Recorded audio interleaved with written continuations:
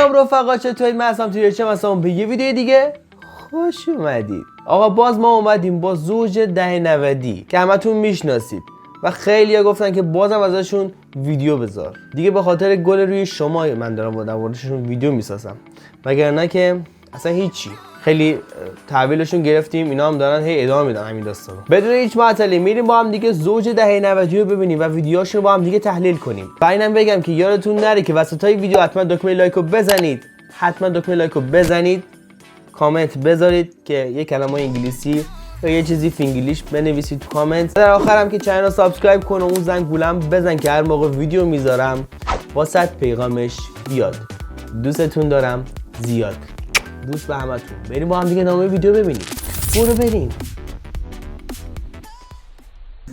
موقعی ما شاخ بودیم شما یه هفته صبحی بودی یه هفته بعد از ظهری.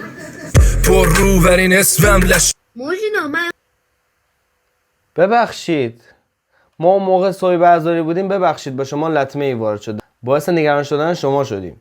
خیلی معذرت میخوام، خیلی ببخشید. باشه خاله دیگه تکرار نمیشه. نه من کاری ندارم به شاخ بودن ایشون، حالا ایشون خیلی شاخن، از من شاخترن، اینو من واقعا تایید میکنم. ولی تو این سن کدوم ساب کافه ای اینو راه داده توی کافه؟ اینو فقط میخوام بهم بگی کدوم احمق اینو راه داده تو کافه که بیاد اینجا قلیون بکشه؟ اصلا این باید بشینه مشقای شبشو بنویسه. انقدر بی غیرت نشدم که تو کافه میری تک غیرتی میشه قلیون میکشی. اوه. یادت باشه ها، دفعه آخرت باشه فقط. برو ماچ گردنی، چشاتم رنگیه، خوب پسری هستی، برو. برو بینم. وای بحث شدید خانومی و ندا یاسی، یا خدا. ندا یاسی دفعه آخرت باشه میری توی پیوی آقای من.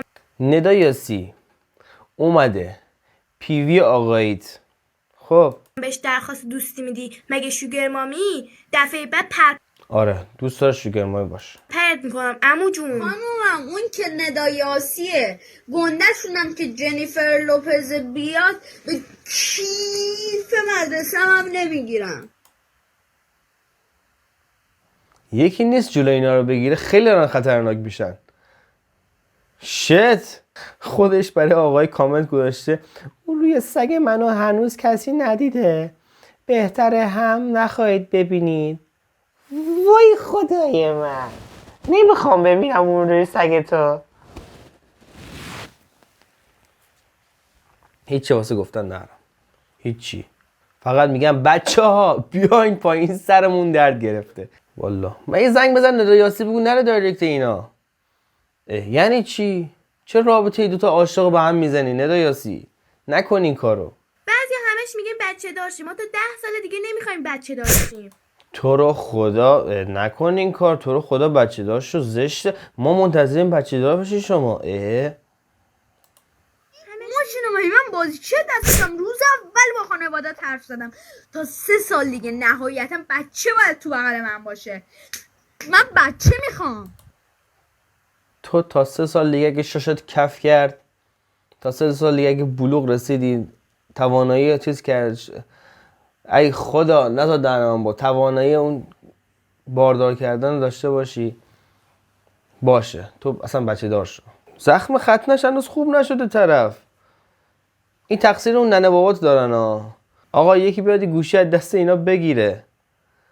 اونایی که دستش گوشی دادن گفتن همچین کاریو بکنه باید بیاد گوشی دست اونا بگیره. وقتی خود پدر مادرش می همچین ویدیوهایی میسازن همینه. حالا دنیا جمعخ به جایی رسیده که از خانم من هیکلش خوشگل‌تره. به کتف منم حساب نمیشه. دنیا کیه؟ دنیا کیه؟ دنیا هیچ جات هم حساب نمیشه. واسه شماست. آقای خودتو اذیت نکن. تو که خودت میدونی من توی تمام سایت خارجی به عنوان خوشگل‌ترین و خوش‌هیکل‌ترین دختر سال 2022 اعلام شدم.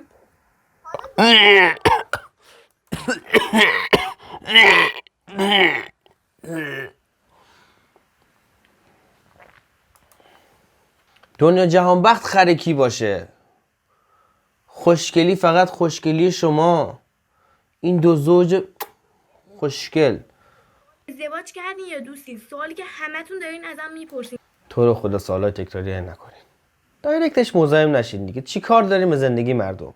دیوونم کردین. الان شوهرم جوابتون رو میده. خیلی دارید سوال میپرسید با خانومی ازدواج کردی؟ ازدواج کردید؟ بله کردم با خانومم. تازه عقدم کردم. گناه که نکردین دیگه. تو بخوای بری اردو باید امضای کتبی اولیا بیاری. 2 روز نخوای بری مدرسه و امضای اولیه کتبی اولیا بری مدرسه که جواب پس بدی. امضا کردی؟ چی امضا کردی پای عقدنامه؟ کجا عروسی کردین؟ اصلا شما راه میدن؟ مشقات نوشتی؟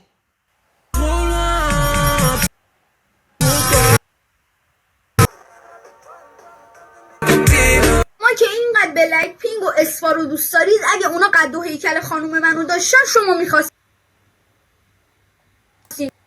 چیکار کنین؟ ای خدا. نترس. کسی به خانم شما نگاه نمیکنه عزیزم، قربونت برم پسر خوشگل. خوشگلم. کسی به خانم شما نگاه نمیکنه. باشه برو. موچ به کلت. داره اینو با اون مقایسه میکنه. برو بچه. من مثل شیشم زود میشکنم. فکر کردم میخواست بگه من مثل شیشم توهمزام. اون شیشه البته. ولی بعدش جر میرم. آره عمو جون. از ما گفتم بود بعضیا باید مواظب خودشون باشن. آره جرمون ندی. وای من چقدر ترسیدم. وای ترسیدم. تی با این درگیر شده بازم خصومت شخصی دارم با این نفر فکر کنم. اذیتشون نکنید. اگه اذیتشون کنین اونا هم شما رو اذیت میکنن، جرتون میدن. نشکنینشون، فقط نازشون کنید. اوه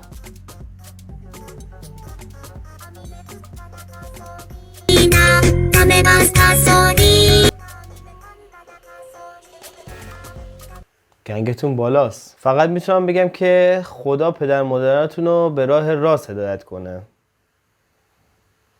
کاملا موافقم با این جمله. خانمی خیلی قدش بلنده آقایی.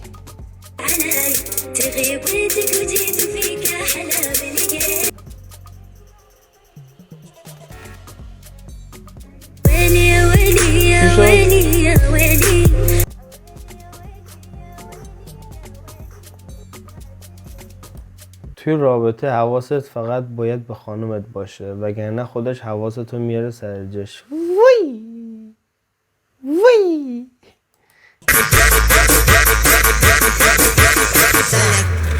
وای الان خانمی ناراحت میشه. نه